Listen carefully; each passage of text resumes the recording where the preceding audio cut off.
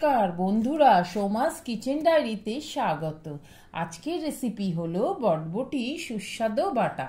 আজকের উপকরণ হলো বটবটি আগে কেটে ধুয়ে সেদ্ধ করে রেখেছি, খুব সেদ্ধ না, হালকা সেদ্ধ। লাগছে এর উপকরণে লাগছে আমি বটবটি ধুয়ে কেটে হালকা সেদ্ধ করে রেখেছি। লাগছে 10টার মতন কাঁচা লঙ্কা, লাগছে কিছুটা চিংড়ি মাছ, দুটো লেবুর টুকরো, রসুন, ধনেপাতা। আমার এটুকুই লাগছে, আর বাকি উপকরণ আমি কড়াইয়ে দেখাবো।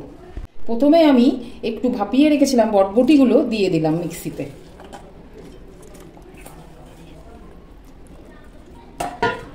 তারপরে আমি কাঁচা লঙ্কাগুলোও দিয়ে দিচ্ছি, ধনেপাতাটা দেবো এরপরে, তারপরে রসুনগুলোও আমি এর মধ্যে দেবো, সবটাই আমি এর মধ্যে দেবো।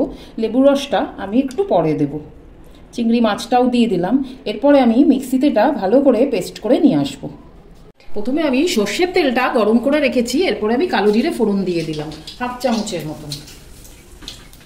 এরপরে আঁচটা আমি সিম করে দিয়ে আমি বটবটি, চিংড়ি মাছ, ধনেপাতা, কাঁচা লঙ্কা সব বেটেছিলাম, রসুন একসাথে মিক্সিতে আমি এটা দিয়ে দেবো।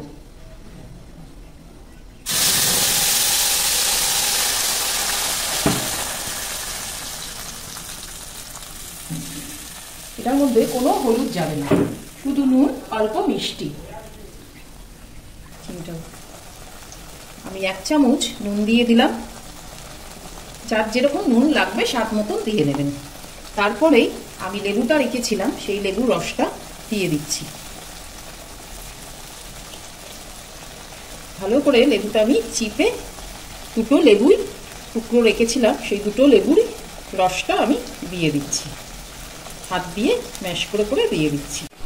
এরপরে আমি 1 চামচ চিনি দিয়ে দিচ্ছি। আমার মোটামুটি সব দেওয়াই কমপ্লিট। এরপরে ভালো করে আমি এটা মেশাবো। আপনারা যদি ইচ্ছে করে হলুদ দিতেও পারেন, নাও দিতে পারেন। আমি একটু হলুদ দেব,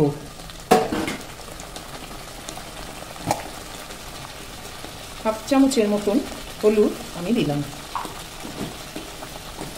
এরপর এটা ভালো করে আমি খুব কষবো, যতক্ষণ কাঁচা চিংড়ি মাছের গন্ধটা না যাবে। আমার পুরো বাটাটা ভাজা ভাজা হয়ে গেছে। এবার আমি অফ করে দেবো গ্যাসের ওভেন। আমার সুস্বাদু বটবটি বাটা রেডি। যদি এই রেসিপিটা ভালো লেগে থাকে তাহলে একটা লাইক, শেয়ার আর সাবস্ক্রাইব করবেন, আর বেল আইকনটা প্রেস করতে ভুলবেন না।